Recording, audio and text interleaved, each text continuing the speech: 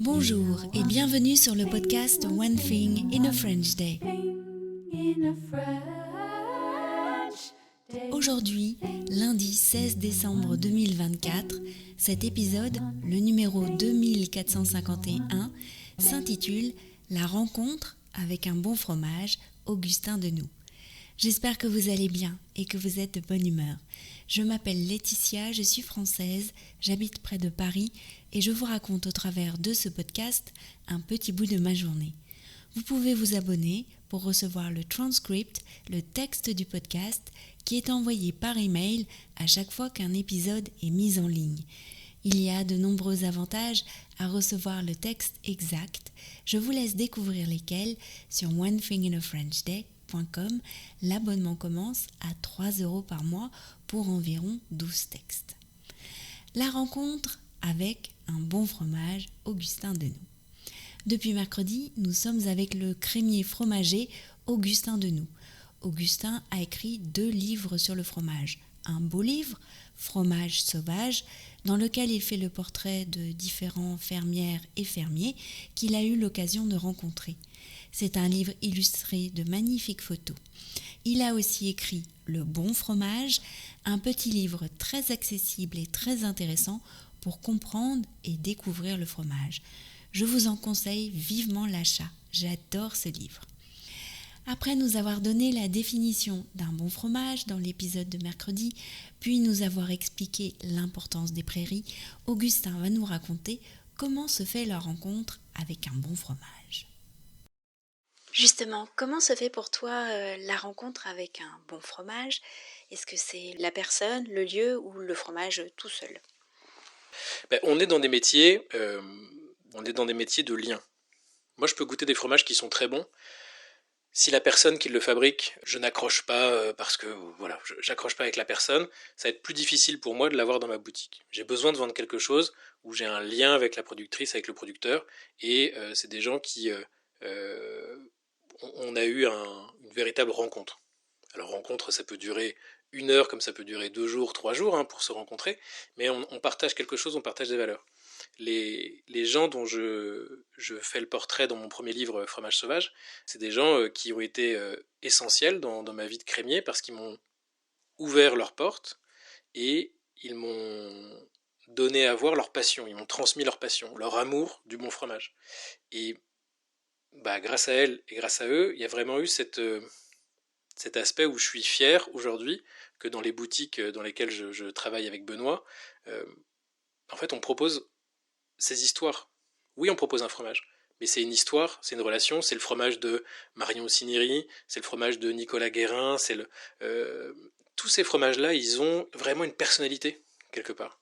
Alors je ne vends pas que ça. Il faut aussi, dans notre boutique, on vend beaucoup de fromages, on a des fromages avec des productrices, des producteurs que je connais moins. Je ne peux pas connaître tous les gens par cœur, bien sûr, mais c'est vrai que lorsque j'ai ce lien fort avec les fermières et les fermiers, c'est plus facile de les vendre et les clients souhaitent avoir ces histoires-là et après ils se l'approprient et ils voyagent avec nous. Et c'est ça le but du fromage, c'est juste de se dire, je m'assois à une table, je prends un couteau, je mange un fromage, je suis parti en voyage. C'est ça aussi le but de choisir des bons fromages.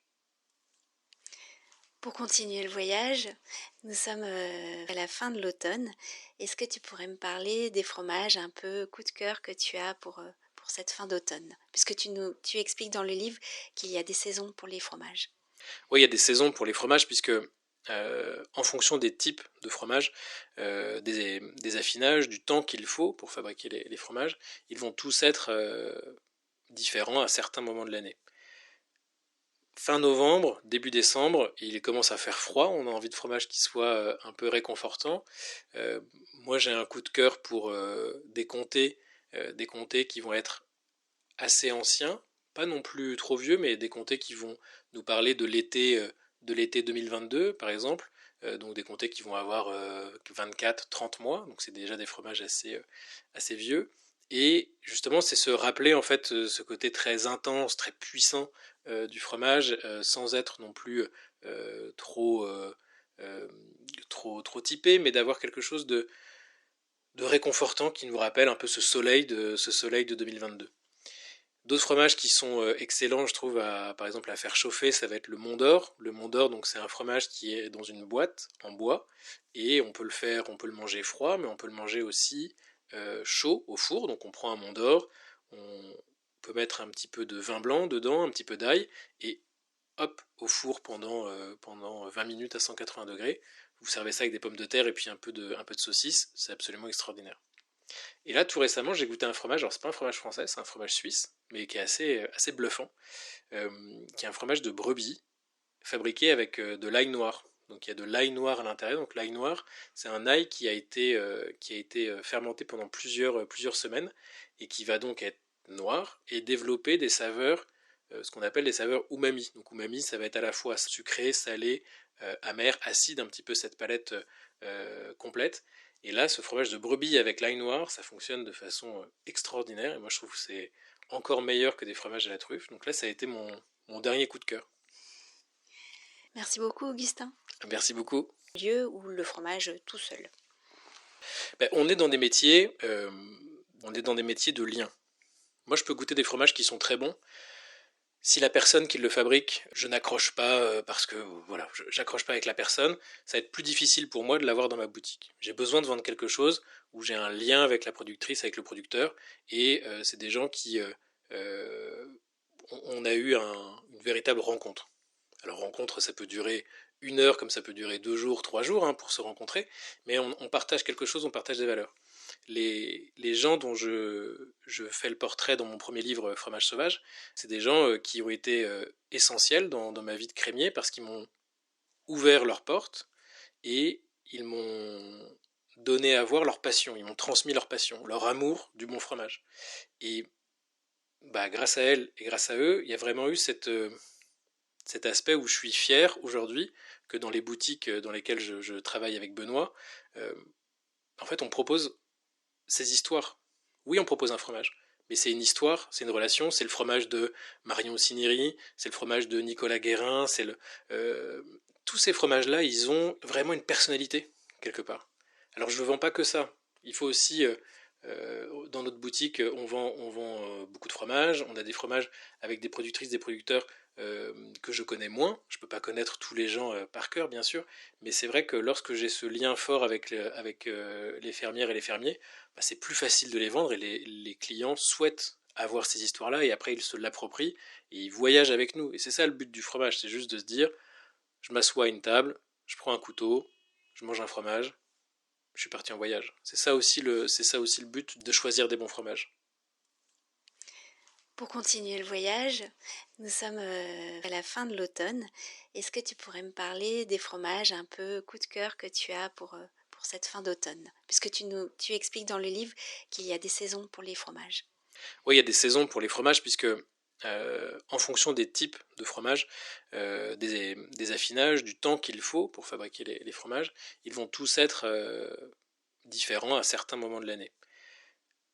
Fin novembre, début décembre, il commence à faire froid, on a envie de fromage qui soit un peu réconfortant. Moi j'ai un coup de cœur pour des comtés qui vont être assez anciens, pas non plus trop vieux, mais des comtés qui vont nous parler de l'été 2022 par exemple, donc des comtés qui vont avoir 24-30 mois, donc c'est déjà des fromages assez vieux.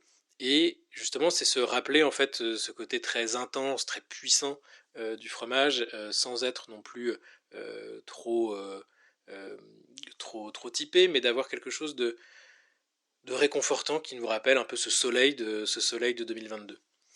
D'autres fromages qui sont excellents, je trouve, par exemple à faire chauffer, ça va être le Mont d'Or. Le Mont d'Or, donc c'est un fromage qui est dans une boîte en bois et on peut le manger froid, mais on peut le manger aussi chaud au four. Donc on prend un Mont d'Or, on peut mettre un petit peu de vin blanc dedans, un petit peu d'ail et hop au four pendant 20 minutes à 180 degrés. Vous servez ça avec des pommes de terre et puis un peu de saucisse, c'est absolument extraordinaire. Et là, tout récemment, j'ai goûté un fromage, alors c'est pas un fromage français, c'est un fromage suisse, mais qui est assez bluffant, euh, qui est un fromage de brebis, fabriqué avec de l'ail noir. Donc il y a de l'ail noir à l'intérieur. Donc l'ail noir, c'est un ail qui a été fermenté pendant plusieurs semaines et qui va donc être noir et développer des saveurs, ce qu'on appelle des saveurs umami. Donc umami, ça va être à la fois sucré, salé, amer, acide, un petit peu cette palette complète. Et là, ce fromage de brebis avec l'ail noir, ça fonctionne de façon extraordinaire. Et moi, je trouve que c'est encore meilleur que des fromages à la truffe. Donc là, ça a été mon dernier coup de cœur. Merci beaucoup, Augustin. Merci beaucoup. Un grand merci à Augustin pour cet entretien sur le fromage. N'hésitez pas à vivre un instant fromage près de chez vous, avec un fromage local ou un fromage que vous aimez, et à le partager avec nous en nous envoyant un nom de fromage ou une photo de votre instant fromage à frenchday@gmail.com ou bien sur les réseaux sociaux Facebook ou Instagram. One Thing in a French Day, c'est fini pour aujourd'hui. Je vous retrouve avec grand plaisir dès mercredi pour un nouvel épisode du podcast. À bientôt, au revoir.